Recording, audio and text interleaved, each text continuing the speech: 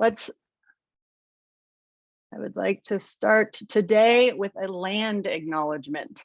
Los Angeles is the unceded ancestral lands and water of the Tongva, Chumash, and Tataviam people, the original stewards of this land. We recognize that these tribes are still present in this region. We honor their elders, both past and present, and the descendants who are citizens of these tribes for their exemplary respect for water. We honor their continued connection to and protection of one of the most beautiful and diverse landscapes in the world. We also express that acknowledgement of ancestral homelands alone is not enough. We seek to lift up stories, culture, and community of these California Native American tribes and all Indigenous people. Oops, there we go. Okay, so I want to start off with the opportunity exists. When we talk about stormwater, a lot of times we can talk about the challenges, but I want to reframe our challenges as opportunities. On the left-hand side, you can see what we kind of talk about as gray infrastructure, the way that we have been doing stuff. And on the right side, we can see the opportunities in something that we call green infrastructure, are mimicking the natural hydrological processes that occur in nature. So stormwater, I think you guys have all heard about it a lot, but it's rainwater that hits our impervious ground, the concrete, the cement, the pavement, and it picks up all those things on our streets: motor oil, dog waste, trash, maybe there's pesticides or chemicals in folks' yards. All of that stuff gets swept up into our storm drain system, down the gutters, down to our flood control channels, or as in a lot of regions here, you see the LA River that has been channelized. So I want to back up a little bit when we talk about the opportunity for stormwater to just talk about the context for our region down here in Los Angeles. Most of our region relies heavily on imported water.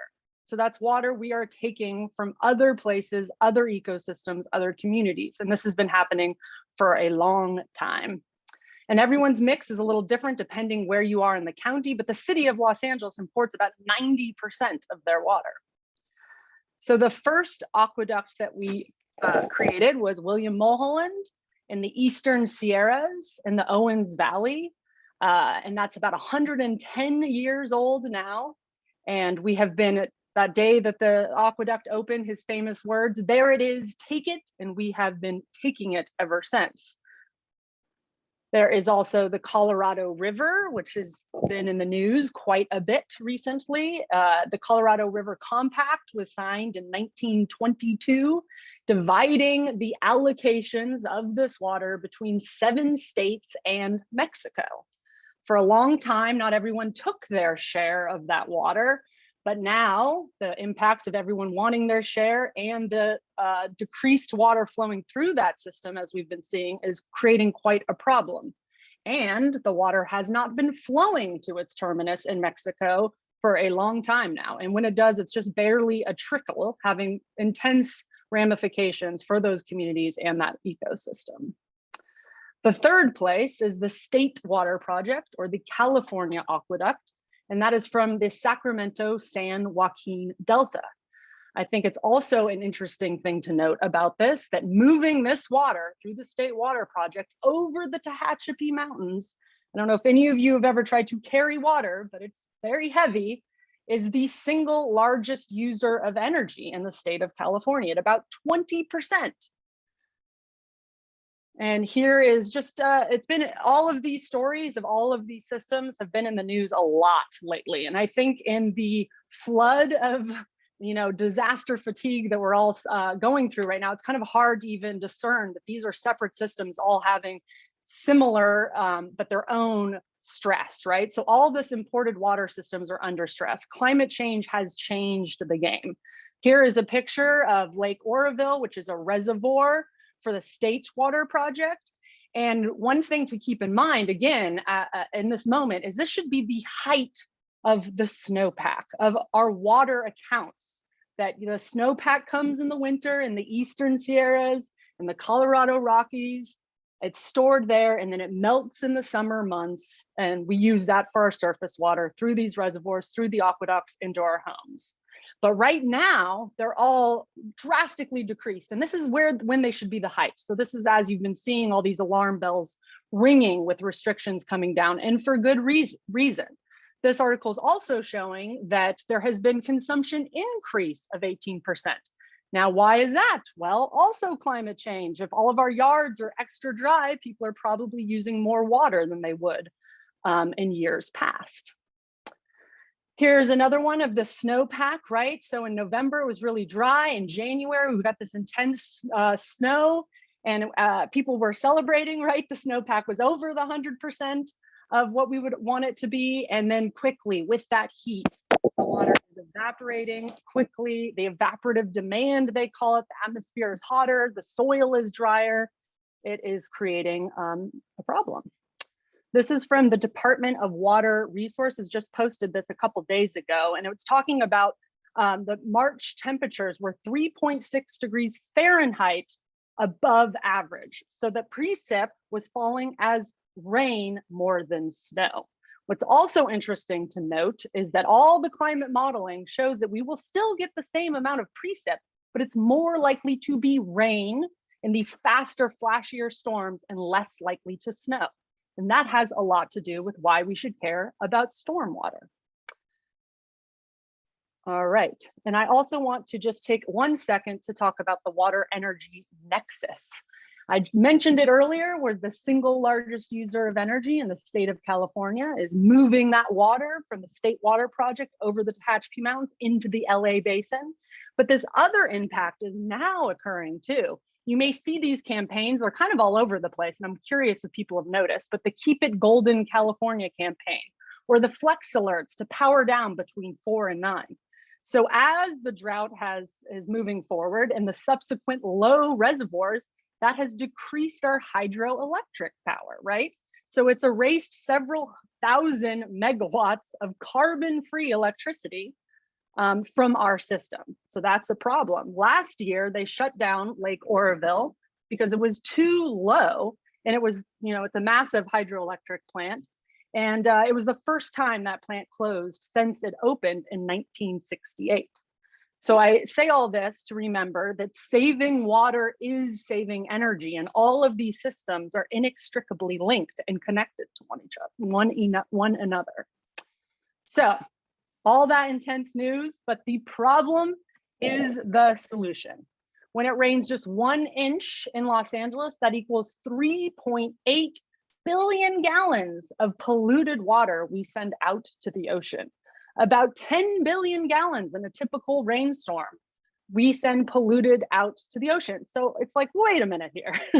When we get our precious rainfall, it's ending up with the secondary problem of our polluted waterways. There's got to be a way to rethink this, to reframe our challenges as an opportunity.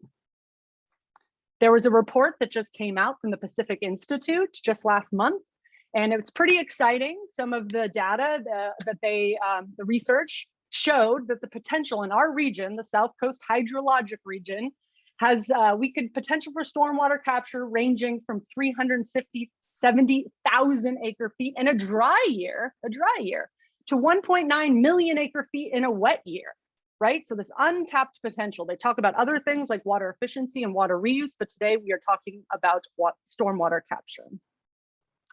Our friends at Lane made these very cool infographics based on that report I just referenced about. There's a 500 billion gallon demand a year in our region, yet we're wasting 250 billion gallons to the ocean.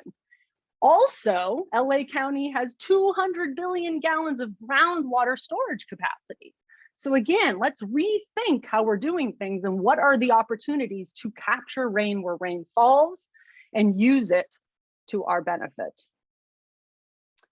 Quickly, this is about school greening and stormwater. This is from Council for Watershed Health. There was a program a few years back The DROPS program, the Drought Response Outreach Program for schools, that was from the State Water Board.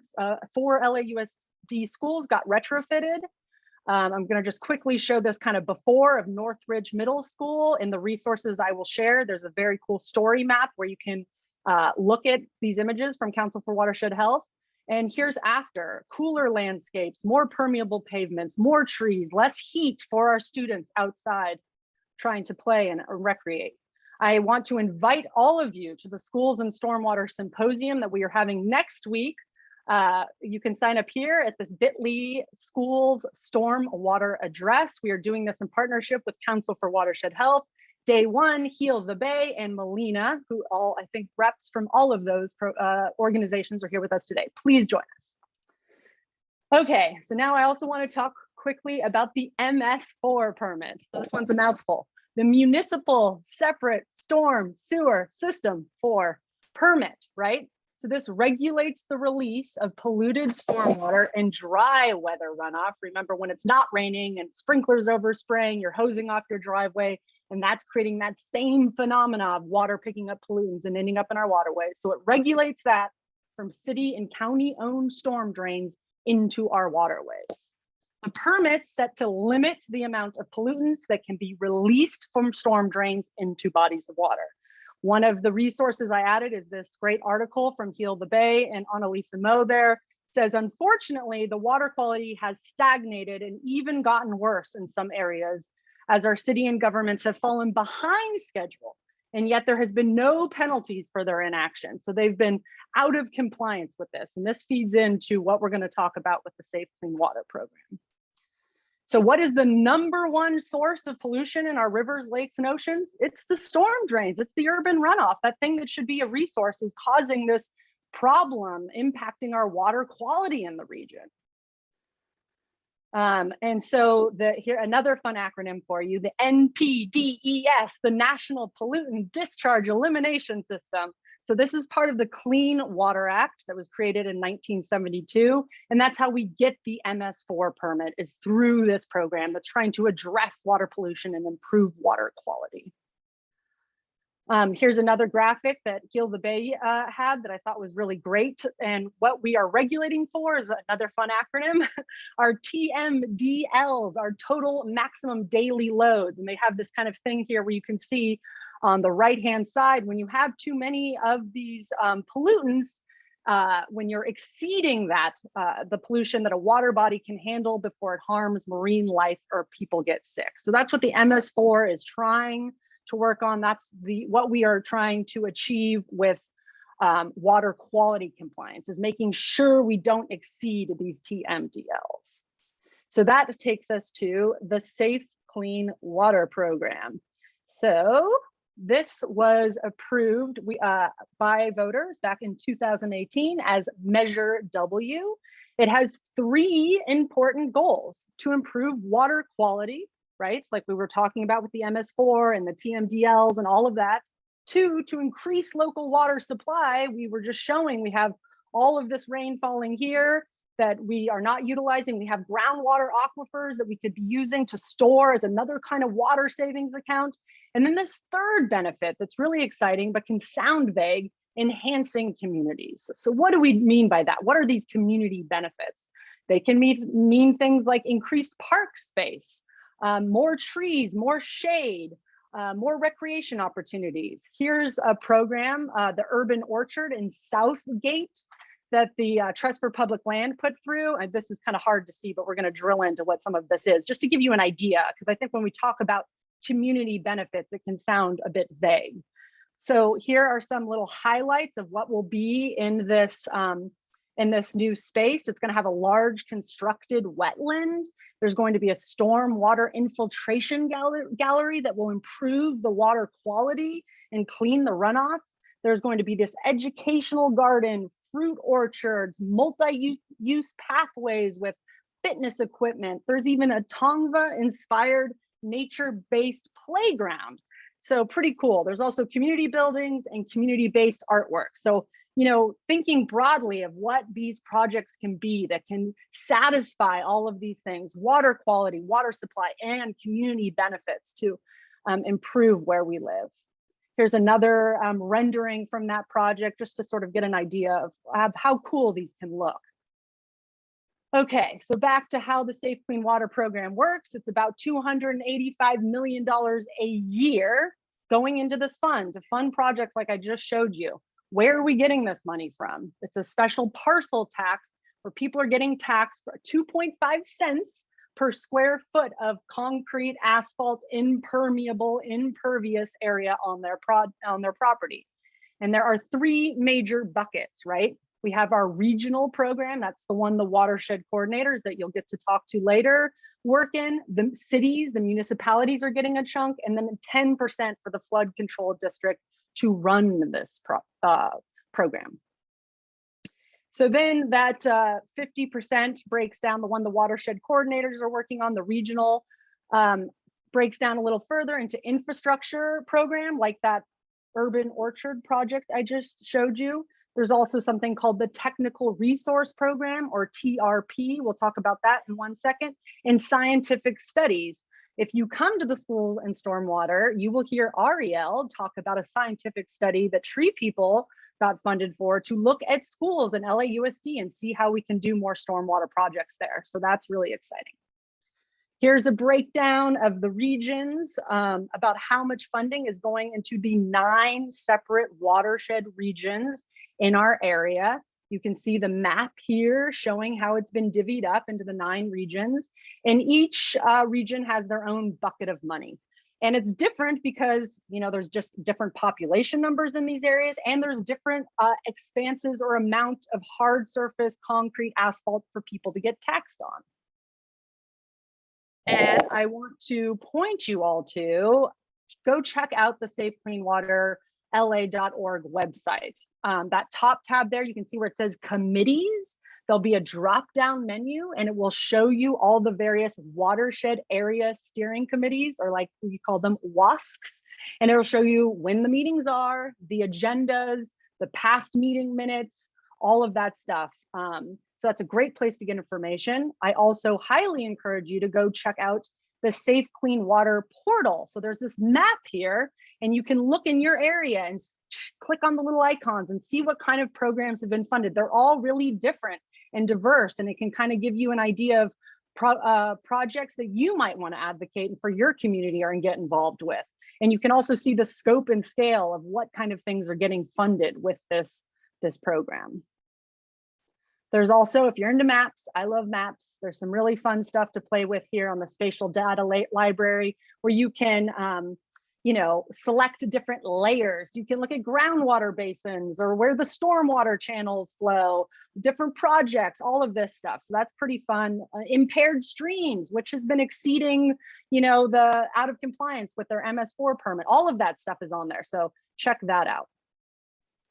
You will be meeting the watershed coordinators later. They are an amazing resource. Here are some of the things they can help you do. They can guide you in developing a project concept. They can help you identify other funding sources, guide you in applying to the TRP, the Technical Resource Program. So that's if you have an idea for a project, but you're not sure its feasibility, an engineering firm can get paid to work and figure out basically if it will work or not. So they can help you with that, provide guidance on effectively engaging the community with your project concept, leveraging funding opportunities. So you can ask them about all of that when we meet with them in a minute. Here's just another little breakdown. You know, you have an idea, and I just kind of highlighted, engage with your watershed coordinators. We are here to help. There is a list in the resources I'm sending of who your watershed coordinators are. You will hopefully get to meet them today, but you'll have that. So you have people's emails and ways to get in contact, and you can talk about project concepts and ways to get involved. So again, here are some more ways to contact the program. You can go to the website. There's a number you can call. You can email them, but I would recommend going through the watershed coordinator as a first step. But again, check out the website, see what there is, and it's exciting. All right, let's see here. Thank you, Amanda. Appreciate that little primer I think what we'll do is we'll do the panel first because there might be questions that arise that might be answered by the panelists. So let's do that, and then we'll really open it up for questions for everyone. All right, so I'm going to go ahead and spotlight our panelists here, or pin them, I guess is what you call it. We've got Bruce Resnick. Hi, Bruce. How's it going? Howdy. Good. Do you have to spotlight me? I guess so. Well, you're spotlighted with Belinda, so there we go. Excellent.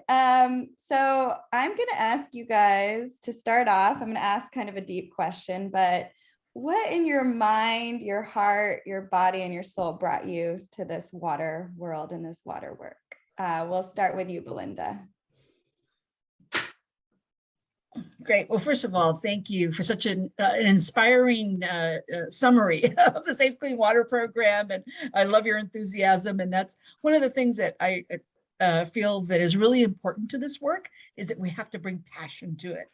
Because if you don't have passion for it, you can get discouraged very quickly, given that it's such a big, issue and a big problem. And I'll just, very briefly tell you a little bit about how I got to this type of work.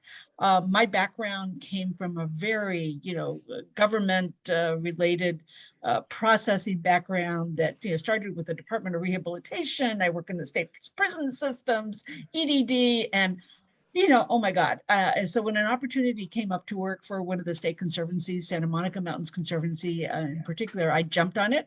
It was a fabulous opportunity to get to know something better from a policy perspective that I just personally appreciated a lot. I grew up camping, enjoying the environment and the outdoors, our oceans, rivers, or lakes, everything having to do with the outdoors were my passion.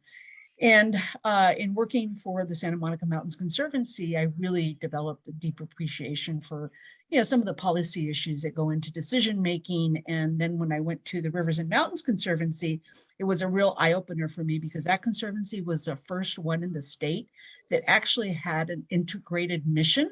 So it was not just about protecting land. It was really recognizing the intersection between land and water. And it was a little scary for me, very honestly, getting into that space.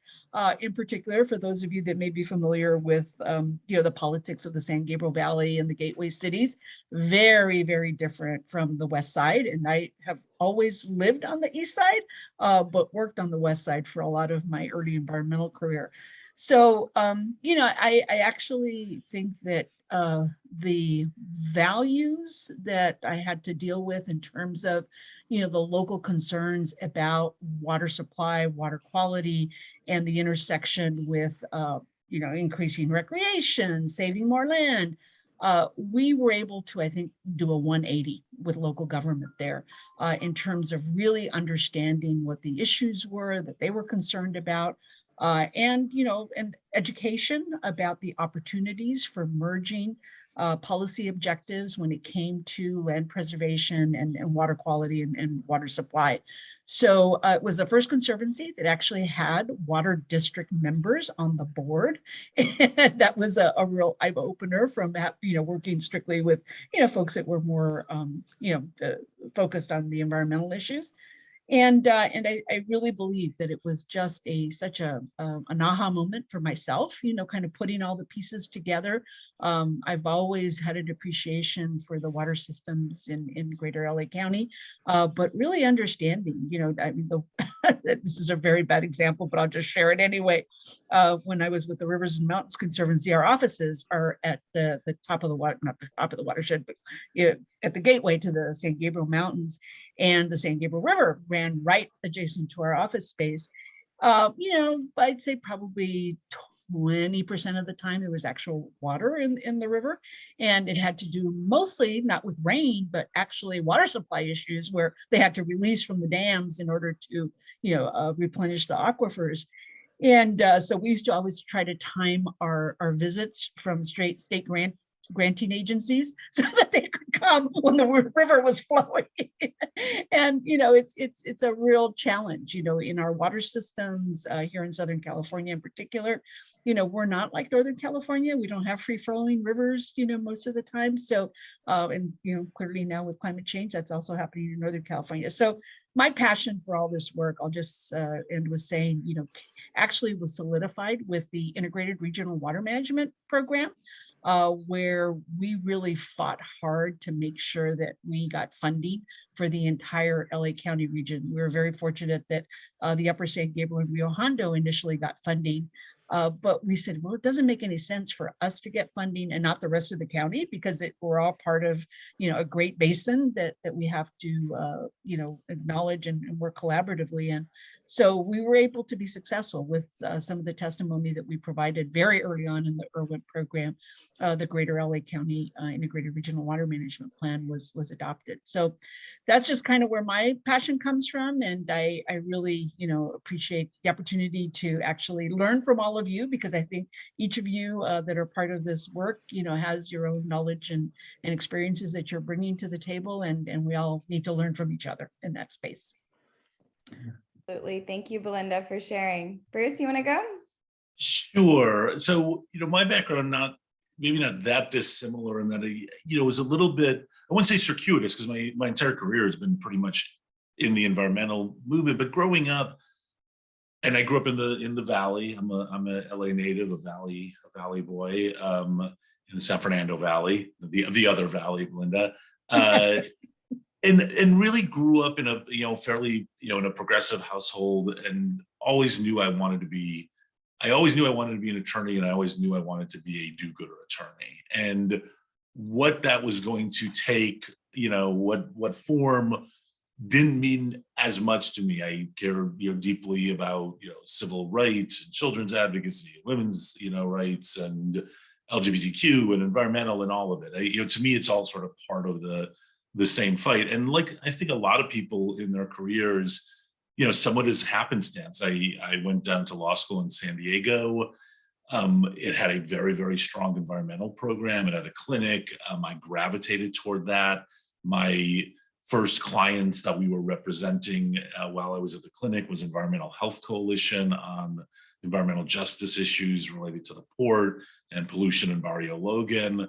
And, that was where I sort of saw that, environment broadly really could connect a lot of those passions. You don't really have civil rights if you don't have air to breathe and water to drink. And obviously those are, disproportionately impacted in low income communities and communities of color.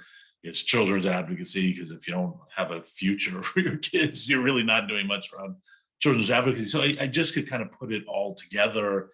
And in a way, I think that's helpful for me as an advocate, even though I don't have as traditional an environmental background. I didn't actually grow up, camping much and doing those kind of things, but I'm able to sort of bring in different audiences because I care about all these issues very, very, very deeply. And in terms of ending up sort of in water, because I started out doing air quality work, actually worked a little bit with audio. I know how to leave early back in the day when he was with Ruth Galanter's office and did air quality work. But I just had an opportunity to take over San Diego Coastkeeper back where I went to law school. And I just love the keeper movement. And I think part of what I loved about the water keepers, and a lot of people don't know, we're not a very well-known group. We're not a Heal the Bay or Tree people that are sort of, phenomenal at getting their name out. We're very bad, is water keepers. There's 350 all over the world. We're all locally based organizations. So I have a local board, local advocacy, but we're connected to this international, to this global movement, which I like being local, but also being connected to something bigger. But probably the thing I like the most, the two other things about water keepers, you actually have to have a boat and patrol your waterways, which I don't do frequently enough anymore, but do that, which I like. But the part I love is water keepers litigate. That's sort of the tool that we use most frequently. And I think it's really critical. And I'll note two things really quickly, and I'll tie in a little bit, I think maybe to some other issues. I know Belinda and I both talk a lot, and so I'm worried about how much we'll have for the substance, but we are actually in the 50th anniversary of the Clean Water Act. And which is had a lot of successes, but really hasn't delivered on the promise of fishable, swimmable, drinkable water for everybody, which was supposed to be delivered, 25 years ago, and the vast majority of our waterways are still polluted. And so this is a big year for us where we're really trying to make folks aware that we need to revisit the Clean Water Act. We need to strengthen it. Runoff is one of those issues. We are actually releasing today a report on how much impact our litigation has had over the 29 years of LA Waterkeeper.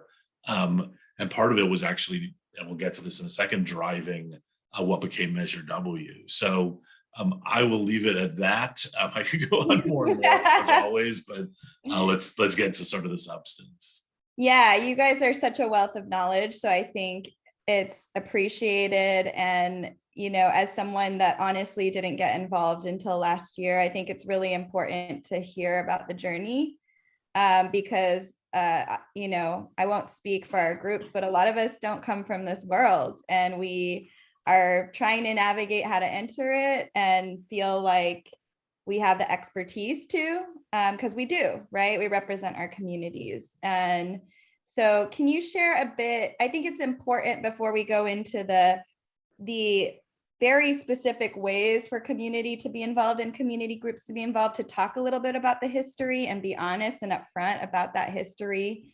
So can you shed a little light from your perspective, being in this world for a while, on community involvement in water, what that history is, and how we think about the history to look forward to the future. And we'll just keep going, Belinda, then Bruce, if that's okay. Go ahead, Belinda.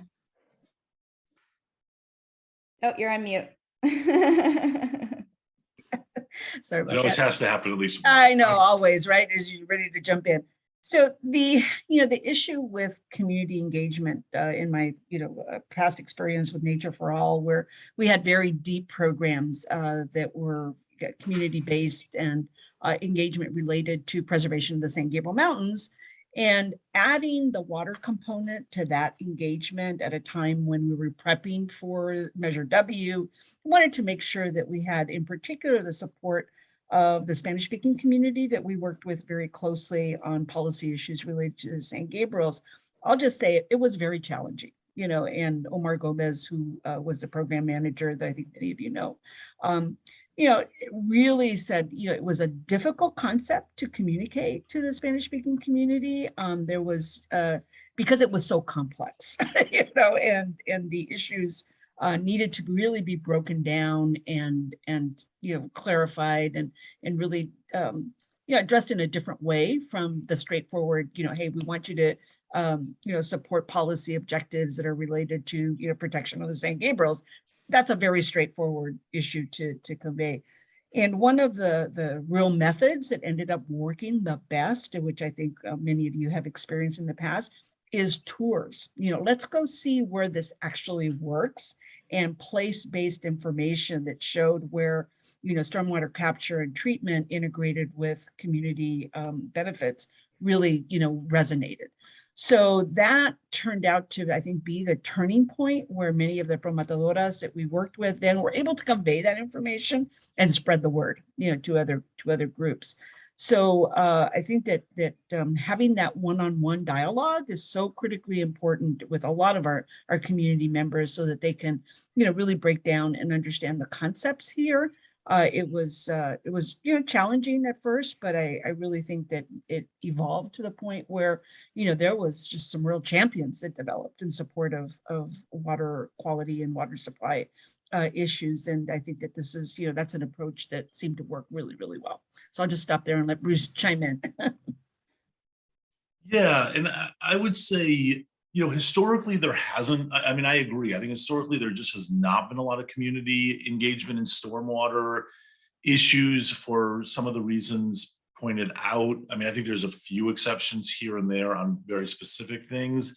And I would say some of that is we've first of all, some of that is what, was talked about in the Water 101, right? I mean, a lot of the stormwater world are things like NIPD's permits and MS4 permits and TMDLs. And that wasn't even as wonky as you could get, because you could talk about crafting site-specific objectives or SSOs using water effects ratios, or WERs or biological ligand models, BLMs. And so it just very, very technical, stormwater has typically been very driven by engineers who tend to focus on gray infrastructure. They're not as easy to sort of penetrate. There's not easy avenues for communities to engage with stormwater engineers within cities in a very wonky field. And I also think, sadly, other than maybe our coastal waters, which not everyone's going to have access to, is we've disconnected people from our waterways by channelizing them, by burying them, by fencing them off. And so people don't feel as connected. I grew up by the concrete stretches of the LA River in the valley, and would drive over it and be like, why does this have a sign that it's a river? It's concrete. And so, I think we've really disconnected people from their waterways. And the one thing I would say, and I often, when I first testified on behalf of Measure W, I hearkened back to Dorothy Green, who was the founder of Heal the Bay and other things as well. A legendary figure in the kind of the matriarch of the environmental and water movement in LA. And she had tried to create a movement 25 years ago called Unpave LA, because she very early got the connection that the water problems we have are from too much concrete. And that concrete also gives rise to many, many other problems. It's heat island effect, lack of green space, lack of recreation, air pollution, all these different things. And that solution was more greening, particularly in those communities that have been either disinvested or just from racist land use policies have way too much concrete and freeways and things like that. And unfortunately, she was just way ahead of her time. But I think that's what Measure W sort of offers. And I think when people can see that promise of the Safe Clean Water program of multi-benefit nature-based projects that are going to have all these other benefits from flood control and habitat and urban cooling and recreational opportunities, I think that's going to be what really engages people more. And frankly, when the Our Water LA Coalition was going out and trying to generate support for Measure W, that's what we were hearing from the communities. I was at those workshops. I was part of a lot of those workshops. That's what the communities want. And I think that's what it's going to take to engage people at a much more deep level in stormwater. Very interesting. Yeah, I agree with you. I remember my first meeting with Our Water LA, and I was like, what is going on here? None of this makes any sense. Anyone speak English? But I think that the concept of stormwater is actually not that complicated and I think that's what I learned over time, thanks to you two and others. And I think our groups are learning that as well.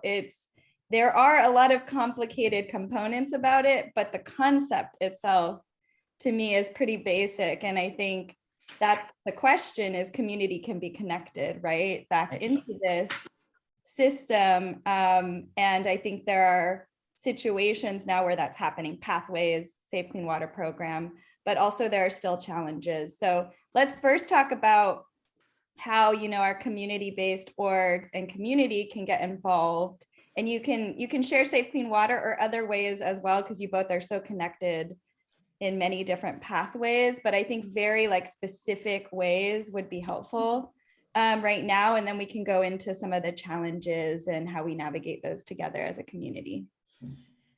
Yeah, so I'll just kick off again and say that it's good. That way I can just build off whatever you see all the right stuff. You get into the more hardcore policy. So what I have found to be successful, and I think I'm actually preaching to the choir right now as I look to see who's on this call. The majority represent existing community-based organizations, and I think it's a very basic organizing principle. You have to get out there and communicate with the community. And really embrace where they're coming from, which is just so essential in all of this. And I definitely, think that it's for the connections that we can make with the existing community-based organizations that already have those relationships. That's the place where we should start. and where that communication should be very effective. And that's why I so much appreciate, the whole water talks concept and how it's evolved, because I think you've hit it on the nail in terms of really engaging those groups that already have an existing platform and those relationships to move it forward. And I know that it's those genuine relationships that then make it real in terms of, hey, if we need someone to address an issue at a WASC meeting or with the, and again, I'm using the acronyms again, but the watershed area steering committees or the regional oversight committee when it comes to water, or the regional board for that matter, it really makes no sense to any of us to, okay, we're going to create some talking points, share it with a whole bunch of people, and people can just read off things. That's not the way to educate the public and in our communities about what the opportunities are. It's about that, sustained deep engagement that then makes the participation genuine and is reflective of what those community needs really are. So I just want to, from my perspective, applaud all of you that do that kind of work, because it is so essential to our success. And I can tell you, as putting on my rock hat for a second, the Regional Oversight Committee, you can tell right away when it's a genuine person, making a comment. Well, a person that they're all genuine people, but when it's a person who actually understands the issues and is speaking from understanding of how these issues are impacting their communities, that's where I think we can get see some real progress being made. So I just stop there. Ask something really quick, Bruce, before you go. So I can give you the stamp that everybody on this call is doing that, Belinda, authentically engaging community. So where do we go now? We've hit on what you said, where we're authentically engaging community, but now it's how do we navigate into the system, I guess, is and as it relates to the Safe Clean Water Program, I think that the challenge that I see, and there are definitely ways to start working on some of these issues, is that, how do we make the projects more tangible so that the community sees that there's outcomes that are really benefiting them where they live. So, there's been a lot of attention on the Regional Oversight Committee and the Regional Steering Committee work. What I would encourage all of the water talks folks to do is go talk to your local cities. That is where I think we have to have a groundswell of support for these initiatives. So go to council meetings, talk to your public works director, go to the COG meetings. I think that's where we still need to really have a shift in perspective in terms of why community input is so important. Having observed many the steering committee meetings, it's a lot of times it's staff that it has has been a little disconnected from the day-to-day needs of community members. So they just need to hear they need to hear what what the sentiments are of those local community members and how they can achieve objectives, addressing them as for permit issues, but also do it in a way that is going to provide those community benefits that we all want to see. And, my big chime in right here is going to be on integrated planning.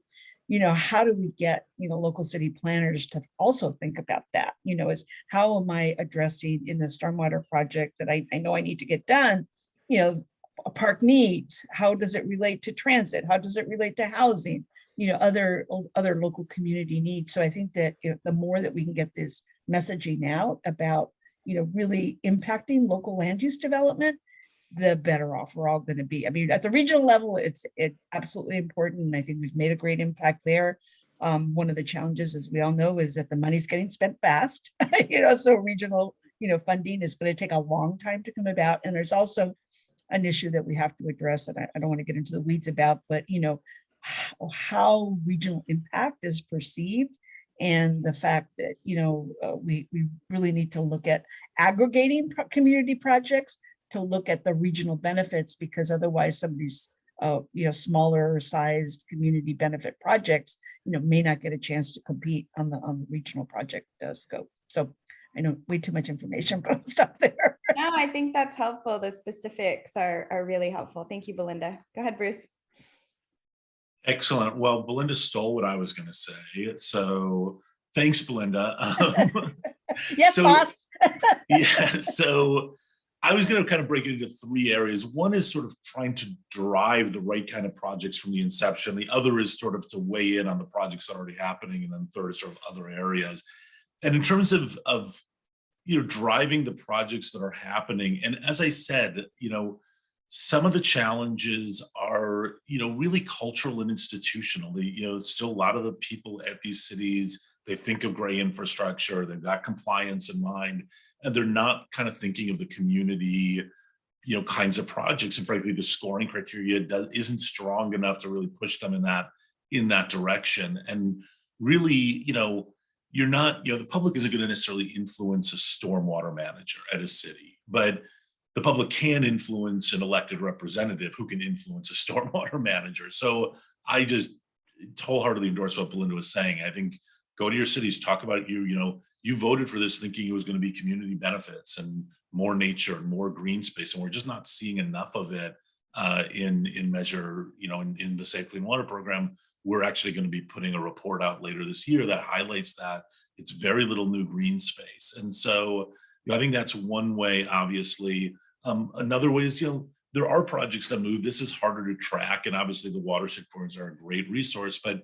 engage when you do see projects. There have been some communities, even small ones like Lakewood, that have done a really good job. So pay attention to when there are these sort of workshops on potential projects, and be there and show up and say, we want more multi-benefit, we want more nature-based, we want healthier communities. So that's kind of in the driving better projects. In terms of, the projects that are already out there, because a lot of this is going to be reactive. Cities have their projects, they've got their list of projects. Just turn out regularly. One of my goals, honestly, with Our Water LA in this coming year is to get our kind of recommendations of which projects we think are the best ones out there earlier, so that we can get more community engagement at the at the various committees. And I would say the WASCs are the best place, because that's who decides what get allocating. I chair the scoring committee. Scoring is kind of technical. I'm not saying don't show up, but if you had one place to show up, it would be at the WASC to say which projects you like, which you don't, what you want to see more of, because all the project applicants are at those meetings. And similarly, the regional oversight committee, they're the ones that sort of ultimately have to, put the stamp of approval on the county board of supervisors. And at a macro level, if you want to talk about, that you want to see more green projects, more multi-benefit projects, more community-driven projects, I think at the regional oversight committee and ultimately the board of supervisors, either collectively or your local supervisor, I think are the places to express that. And then the last thing I wanted to mention is there are sort of all these other things that relate to safe, clean water as a driver, but aren't safe, clean water. And funding is one, and those regulations are another. And so, it's hard to track this stuff. I will encourage, I'm going to plug, sign up to LA Waterkeepers newsletter. That's where we play a lot. And so right now I can tell you that, the Safe Clean Water program is not enough money, right? So it's $280 million a year, which is massive, biggest in the nation. So over, the next 20 years, that's going to be, $6 billion, $6 billion.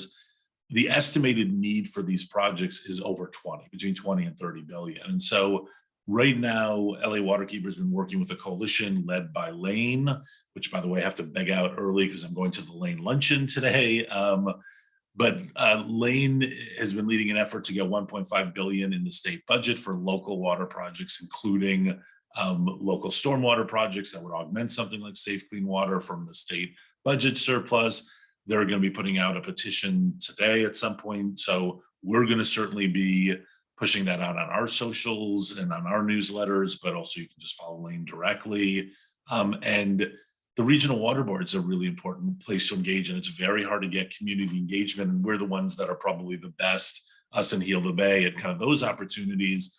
But I will mention just briefly, one of the drivers of the Safe Clean Water program were the MS4 permit and TMDLs. And LA Waterkeeper has led litigation on both those. We didn't have TMDLs until we brought a lawsuit back in the day with Heal the Bay. That's what created TMDLs, 20 some odd years ago, and we negotiated out all these timelines for these waters to come into Clean Water Act compliance. and the vast majority are not there. The deadlines are hitting, and the water board is just giving, even though these were very carefully negotiated cleanup plans and timelines, are just giving these blanket extensions. And we need to kind of keep the pressure on with the regulations, and that's kind of engaging at the water board and saying, don't give out, willy-nilly extensions, or at least put criteria on how cities are going to come into compliance. So there's a lot of different ways for the community and local community members to engage, and those are kind of the three buckets that I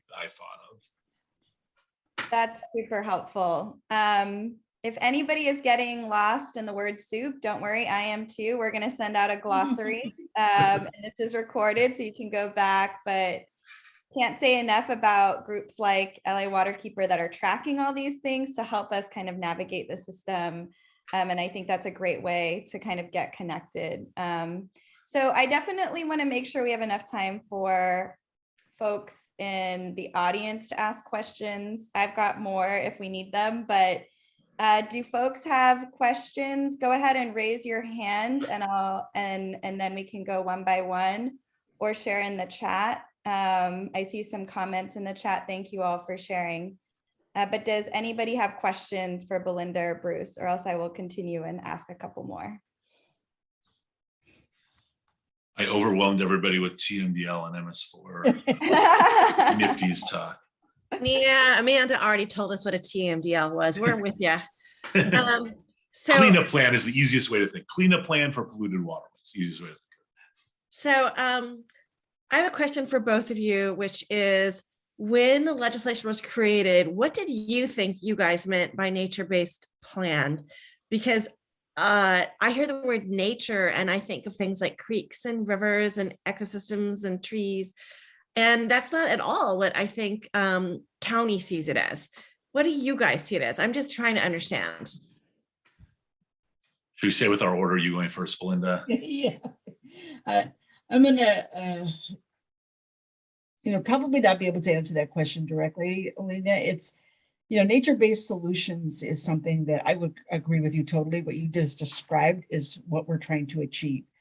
The challenge comes in when you're trying to do this in, heavily urbanized areas, and where topography has changed, soil conditions have changed, the things that, we frankly, as a coalition with our Water LA, really had to scratch our heads a lot about, how hard to come down on the side of, nature in its, what we would hope to be its full implementation in terms of some of these solutions.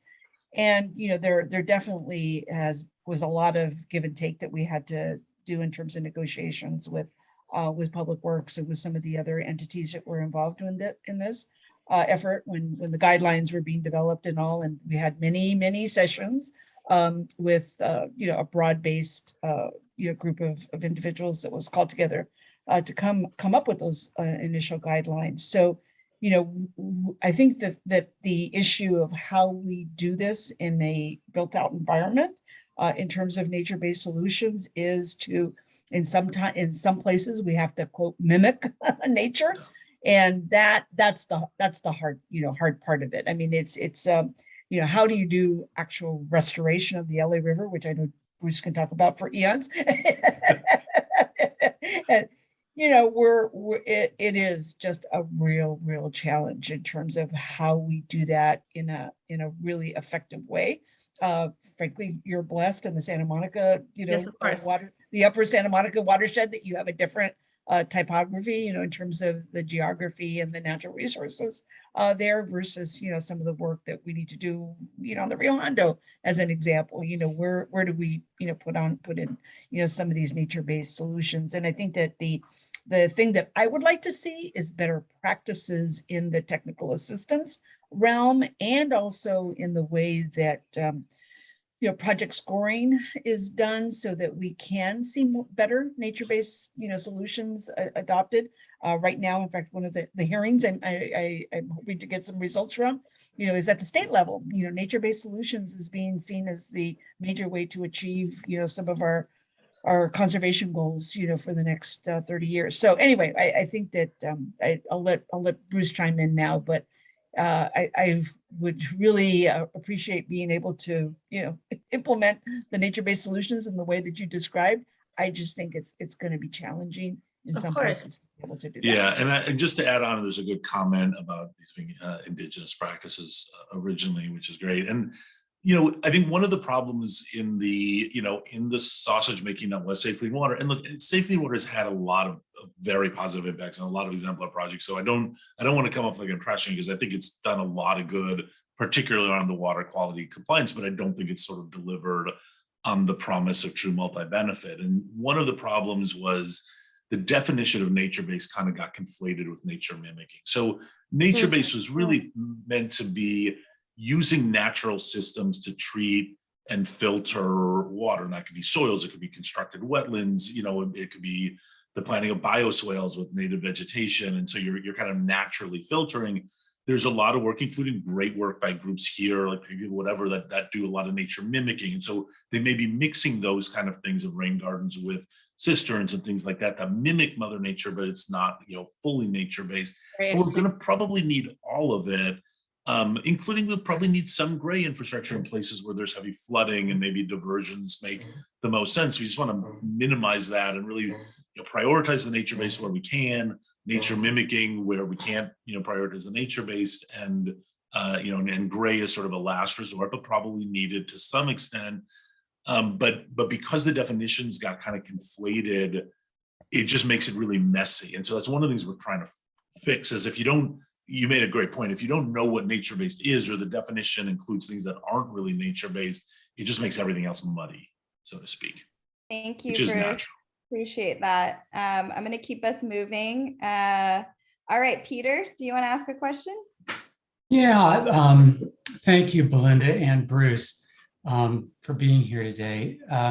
Something that I just wanted to maybe check in with you, something that I've been observing is that, we talk about these, the desire for water quality and all of these regulations going all the way back to the Clean Water Act that are driving a lot of projects.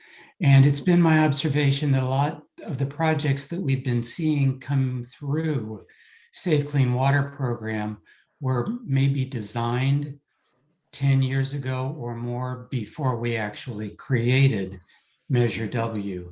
So there may be an too much of a weight on the water quality piece, and less so, on the water quantity and community benefit. But of course, in those intervening 10 years, we suddenly have water supply needs because of climate change, and communities that are much more aware of what's going on and therefore want to come forward with expressing their needs.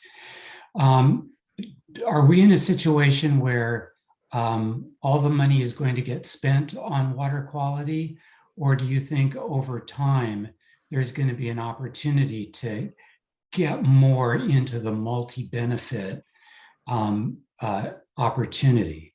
And is that something we can be pushing now for future impact? Yeah. Do you want to go, Belinda, or you want? No, go ahead. Let me jump in on that. So you're absolutely right. So one thing to recognize is water quality is a little bit elevated in Safe Clean Water. Under the regional projects, everything has to be water quality, and either water supply or community benefits, water quality is the most point. So there already is some elevation. I will tell you, and this is part of the cultural issue, most cities view Measure W and Safe Clean Water program as a water quality compliance measure. They talk about it all the time. If you go to a city council, if you go to a COG, that is what they think of it.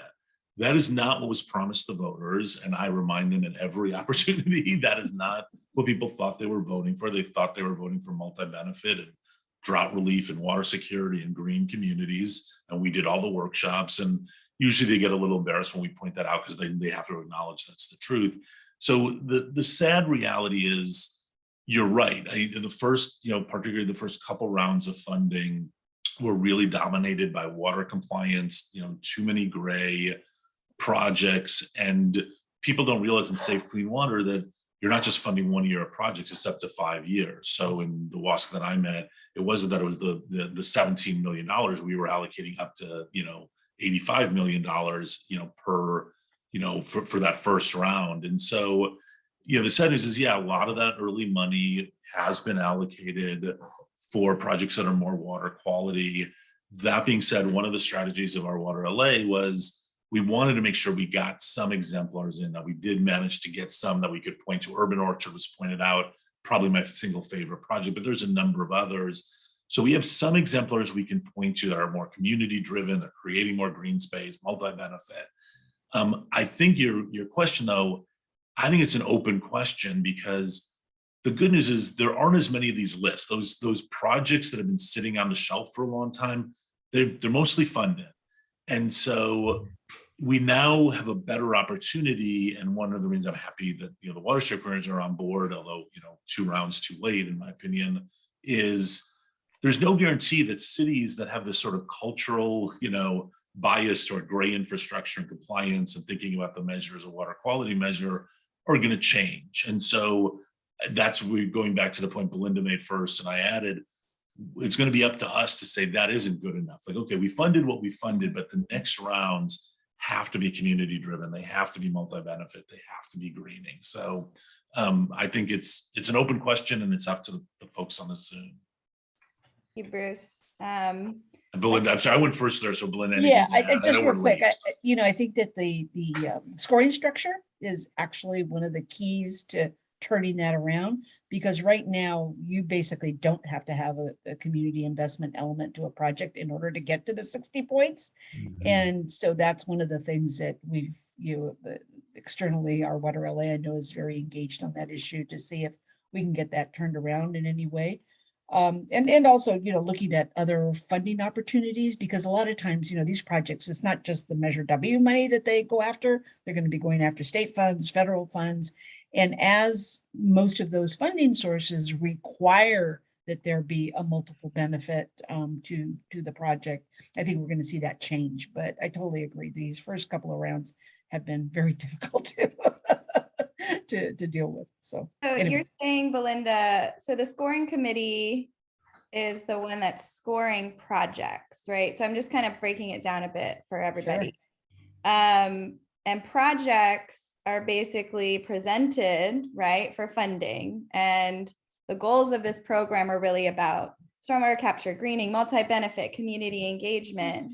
But currently the scoring rubric doesn't give points to community.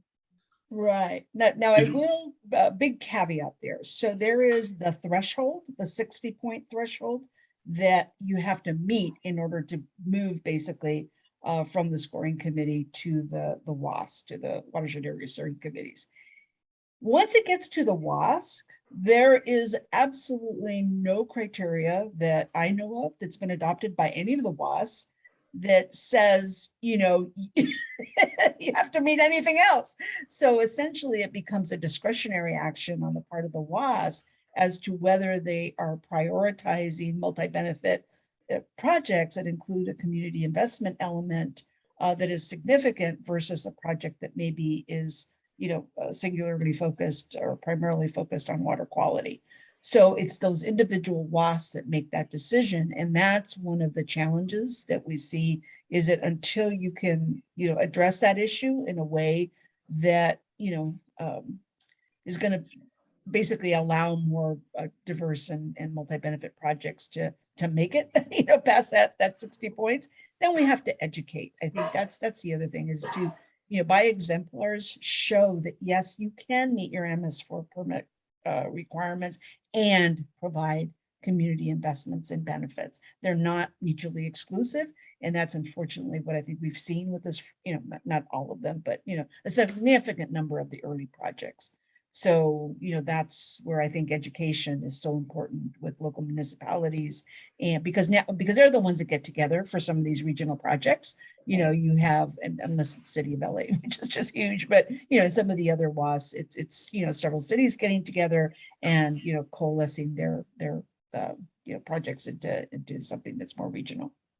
Absolutely. And I just want to make a a little plug because each WASC has community members that are appointed to the WASC, and that is an opportunity for anybody on this call to get into one of those seats. So I know some of us are on them. Tresat LA just got on one, I believe. And so there are folks here that are part of the WASC as community members, but it's an avenue that you can take as well. I see your comment, Grace. So let's take Jaysho's question and then I'll go to you, Grace. And then we do want to wrap up in a couple of minutes. So if we can keep everything tight. Go ahead, Jaysho. Sure. Yeah, it's also related to the scoring part. I'm wondering how you think the scoring for the Safe Clean Water project or program could improve, and have you seen any unintended consequences with the current scoring system? You wanted a short answer to that? Yes, it absolutely can improve. And one thing I would also recommend, and maybe in the follow-up, is I was on a working group that Accelerate Resilience LA had put together that came up with very, very detailed recommendations. It's a lot to digest and maybe worthy of its own sort of talk here. There's a lot of areas. The big one is there just isn't a lot of specificity around the nature-based solutions and community best benefits. It just says like, you know, is there going to be shade created? Well, is that one tree? Nobody knows. So we don't know how to score things. So I would say having very clear metrics is critical. I think the 9 watersheds are very, very different, and what's going to work and be scored in North Santa Monica Bay is going to be very, very different of, you know, where you've got, you know, great soils in the, you know, the upper San Gabriel, upper LA River, and the one size fits all makes that very difficult. The fact that we're scoring projects at the design versus the actual construction versus O&M, none of us know how to score O&M. And even the fact that we look at each project in isolation is a challenge. So, you know, we look at each project and kind of take it for what it is. And so if there's a project, you know, downstream that is going to capture and clean stormwater and, you know, and recharge an aquifer, and then a project comes up upstream that's going to do the same thing with the same water, nobody's really looking to make sure that those are not going to be conflicting with one another. So there's a lot that needs to happen with scoring, and really the best resources that Accelerate Resilience LA report that identifies those areas with a lot of specificity. Bruce, do you want to add anything, Belinda? No, I think you covered it really well. All right, Grace, did you want to share something?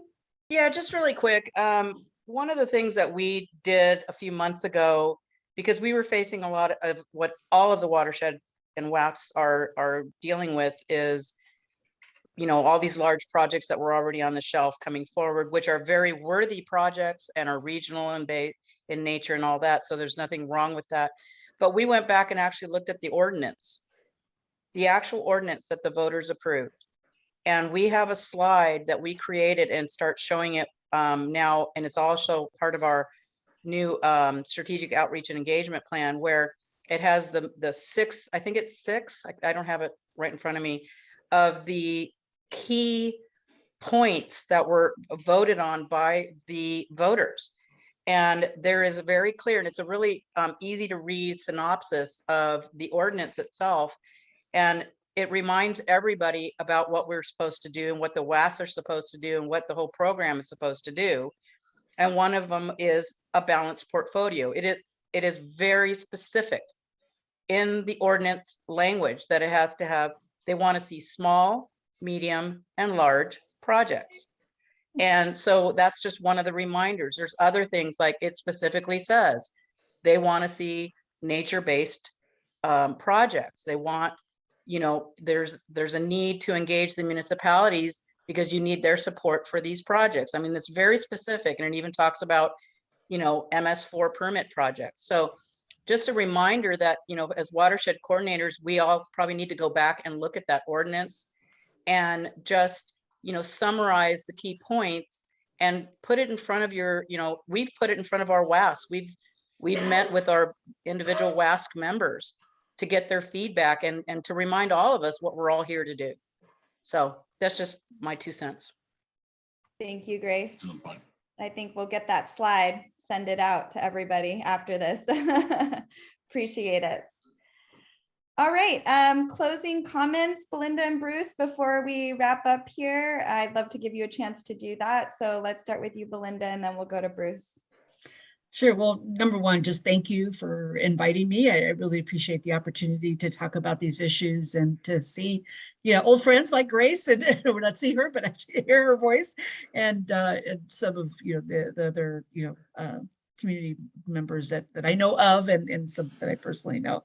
So I think that this kind of a forum is just so helpful to basically keep us all in connection with one another and understand, what's happening and, what some of our thoughts are, and to do it in a safe space where we feel like, hey, we can share, what, we have accumulated understanding of the issues over the years. So number one, just thank you to Tree People for hosting this and for putting this forward, and all the participants. So, and this is going to be a long haul. That's the other thing, is that we have to, I think, look, we all want immediate gratification in our work, but that's we have to look at the cumulative opportunities and future opportunities that are going to come from this. So keeping at it is really important, and I just would encourage everybody to continue to stay upbeat about the opportunity here.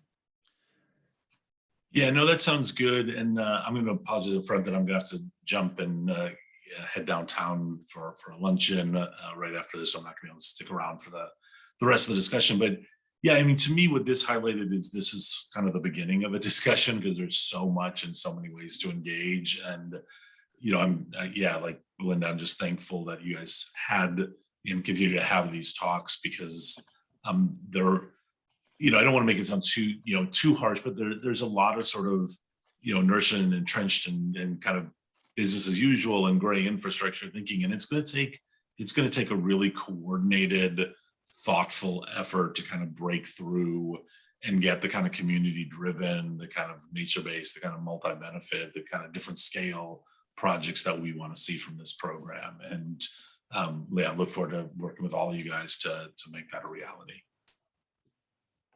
Thank you, Bruce. Thank you, Belinda. We're Awesome. giving you a virtual clapping here. Really appreciate you guys taking the time. I know you're both busy, and Belinda is technically retired, so. She keeps failing that. So. Let's see y'all later. Thank you. All right. Let's remove these pins here and get back to our gallery view. All right. First, we're gonna all just stretch. It's been an hour and a half. We always have to take care of our mental health and our physical health here. So let's just take a little stretch break. Maybe look away from the computer for about 20 seconds. I'm gonna give everybody about a minute to look away from the computer, stretch, grab some water, and then come back.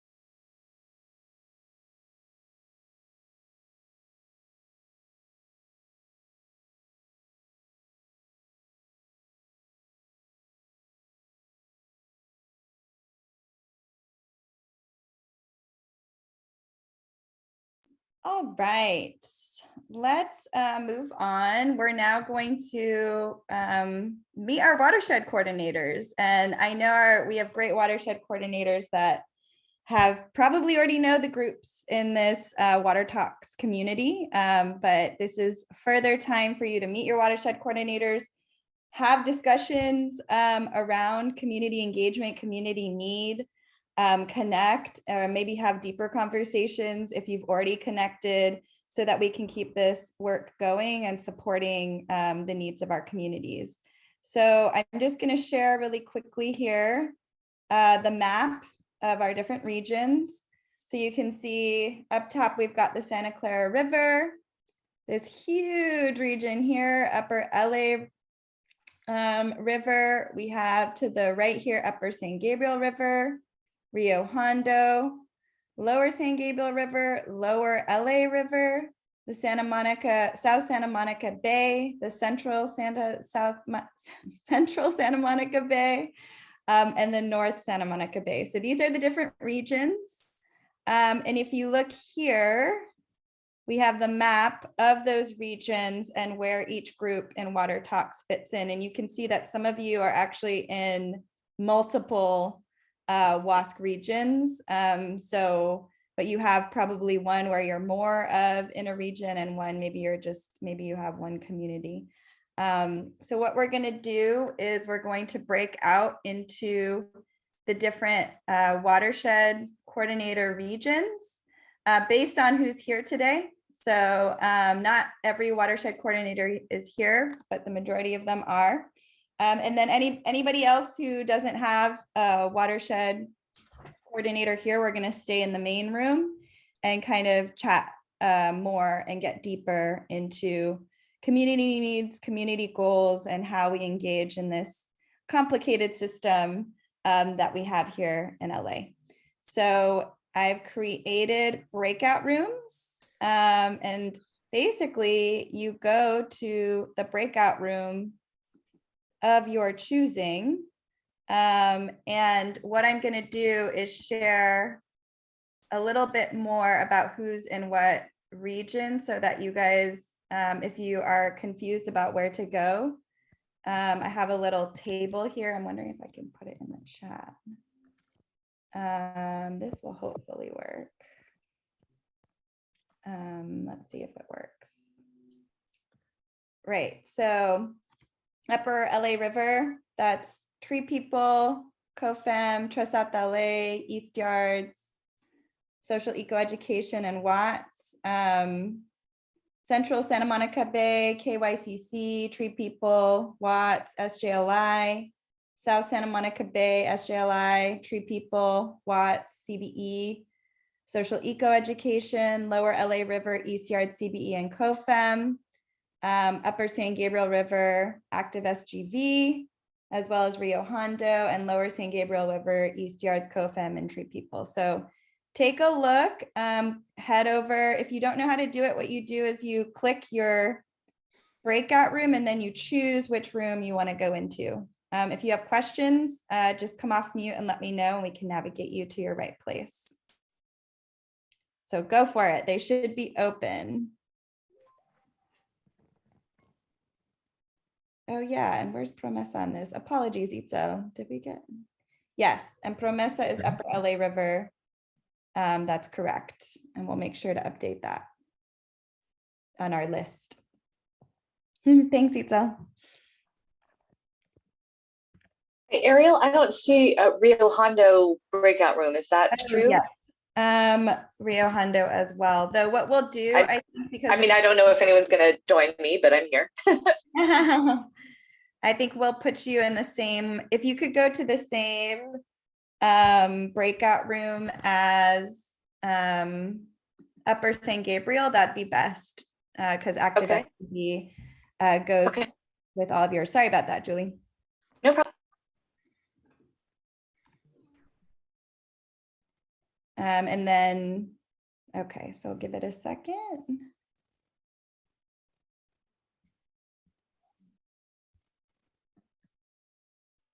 Ariel, what if we don't know where we should probably be going? So Andrew, you're in, I would go to,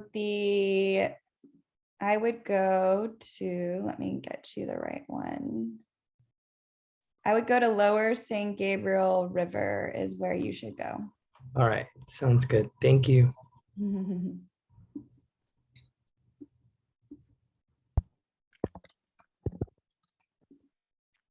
Excellent. Anybody else have any questions before we start a discussion here in this group? And Cindy B, I would go to Upper LA. How do we join the breakout rooms? I'm like mystified. You go down to breakouts and join and click join. You pick one and then Oh, I you click. see. All right, so I'm North Santa Monica Bay, and I'm going to be joining Central Santa Monica Bay because I think we have things in common, and I think that's productive unless people want to join me one-on-one. Sounds good. And we don't have anybody in with Nancy in South Santa Monica Bay right now. Anybody from that would make sense for South Santa Monica Bay, maybe Jackie, do you want to head over to South Santa Monica Bay? Would that make sense? Let me look at the map. I think it could. And yeah, Teresa's not here, so So once we click on them, how do we say that we're joining? What's the secret? Oh, there, I got it. Never mind. Okay. Sorry. I don't think lower LA is an option anymore. Lower LA was never an option because I don't think the watershed coordinator is here from that region. Miguel, you should go to Lower San Gabriel. Lower Probably. San Gabriel River. Yeah. Got it. Thank you. No problem. Peter, do you want to maybe join Nancy and have her go to another, maybe Central? Because it looks like our groups from that area aren't here today. Sure. And then Talia, yours would be let's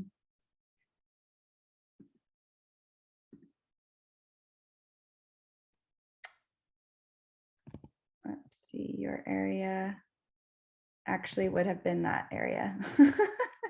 But you can go to Central Santa Monica Bay.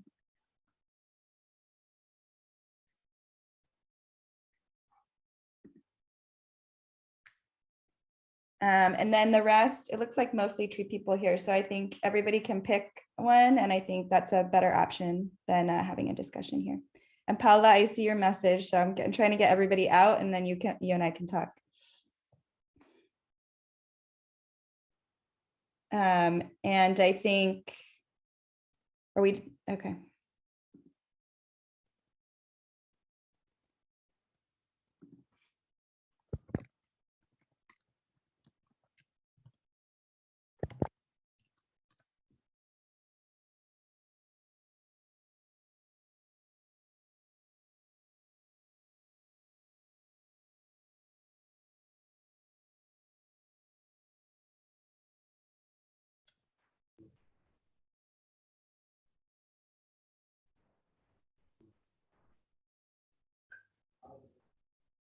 Hey, Nancy, apologies. Oh, there she goes. Okay. Yeah. So she's connected over there. Great. And you can head to any of the meetings, Peter. We're going to spread out. Sure. Let me go take a look and see where I could. And Central. Talia.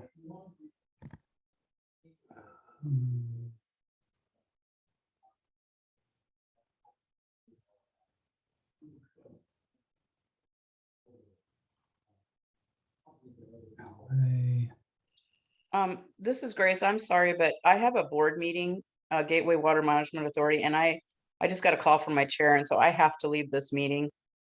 So my apologies, guys, but this is really well done, and I appreciate this. It's been really great. So glad you could join us, Grace, and I'm glad to see Cocoa is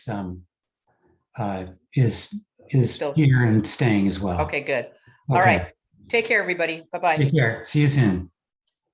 I think I don't see much in the way of tree people staff, just Cindy. I'm going to join up for LA. That sounds good. All righty.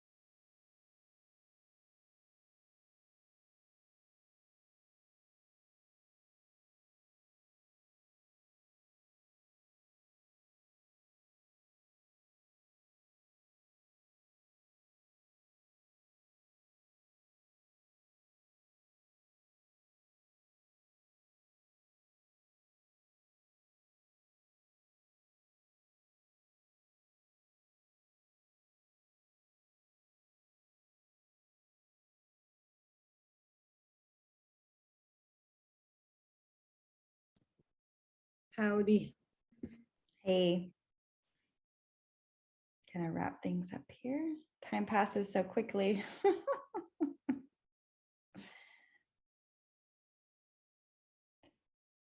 Whoa, everybody's back.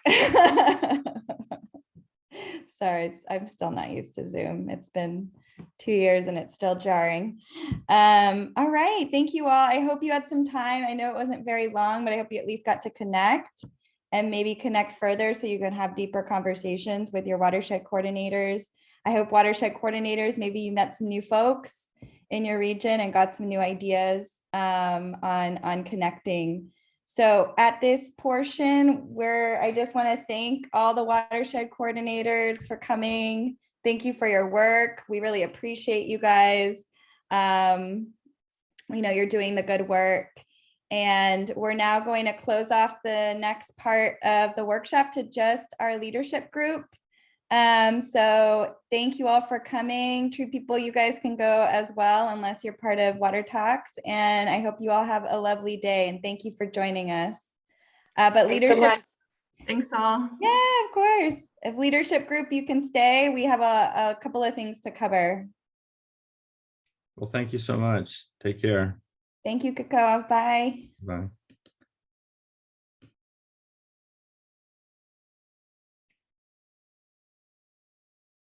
Okay.